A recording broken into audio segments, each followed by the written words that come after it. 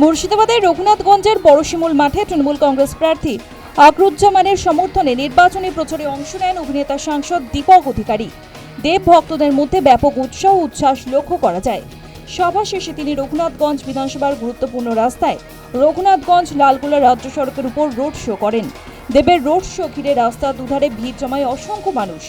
গোটা এলাকা কার্যত উৎসবের চেহারা নেয়। তৃণমূল প্রার্থীর সমর্থনে ভোট দেওয়ার আহ্বান জানান। বিধাননগর বিধানসভা কেন্দ্রে তৃণমূল প্রার্থী সুজিত বসু ৩৫ নম্বর ওয়ার্ডে সুকান্তনগরে মন্দিরে পুজো দিয়ে র্যালি শুরু করেন। মেগা র্যালি শুরু করার আগে মঞ্চ থেকে বিজেপি এবং কেন্দ্রীয় তদন্তকারী সংস্থা ইডির উদ্দেশ্যে বলেন, পুরনিয়োগ দুর্নীতি মামলায় নোটিশ পাঠিয়েছে। সুজিত বসু ভয় পাওয়ার বান্দা নয়। 2023-এ যে কেস চার্জশিট হয়ে গেছে ফাইনাল, আবার চিঠি দিচ্ছে, এটা বোঝেন না? এটা বুঝতে হবে আপনার। বিজেপির মতো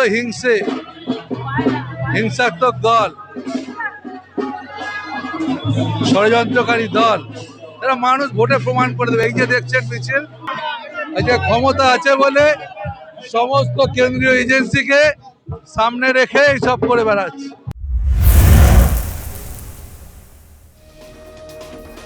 রবিবার সরিয়ে প্রচারে বালিগঞ্জ বিধানসভা কেন্দ্রে সিপিএমের কনিষ্ঠতম প্রার্থী আফরিন বেগম। 85 নম্বর ওয়ার্ডে প্রচারে সিপিএম প্রার্থীর সঙ্গে ছিলেন সিপিএম নেতা শতরূপ ঘোষ, অভিনেতা সুপ্রিয় দত্ত। বালিগঞ্জে তরুণ মুখের উপর ভরসা রেখেছে সিপিএম। বস্তি অঞ্চলগুলোতে যেভাবে জলের সমস্যা আমরা দেখতে পাচ্ছি, যাতে পানীয় জলের সমস্যা সেগুলো 24 ঘন্টা অ্যাভেলেবেল থাকে। বস্তি অঞ্চলগুলোতে হচ্ছে পাকা ছাদ নেই, আমরা এমএলএ ফান্ড থেকে পাকা ছাদ করব।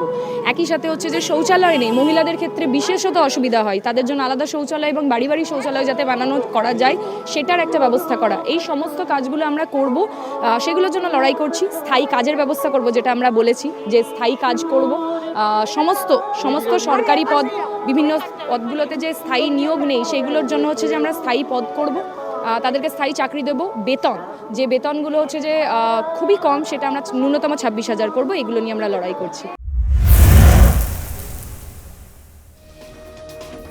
29 নম্বর ওয়ার্ডে নির্বাচনী প্রচার সারলেন বেলেঘাটা তৃণমূল প্রার্থী কুণাল ঘোষ। প্রার্থীকে দেখে মালা পরান অনেকে। পুষ্প বৃষ্টিতে স্বাগত জানানো হয় কুণাল ঘোষকে। মানুষ সারা বাংলায় মমতা বন্দ্যোপাধ্যায়কে চাইছেন। এখানে বেলেঘাটা থেকে শুরু করে সারা বাংলা, আমরা মমতা বন্দ্যোপাধ্যায়ের আন্দোলনের সৈনিক। মানুষ এই যে ভালোবাসা দেখছেন, এই যে ঢল দেখছেন, এটা হচ্ছে মমতা বন্দ্যোপাধ্যায় এবং তৃণমূল কংগ্রেসের এই যে লড়াই মানুষের অধিকার রক্ষার আর বাংলার উন্নয়নের, তার প্রতি মানুষের সমর্থন এবং এলাকার জনপ্রতিনিধিরা যে ভালো উন্নয়নের কাজ করেছেন, সেটা তার রেজাল্ট হচ্ছে এই আবেগ।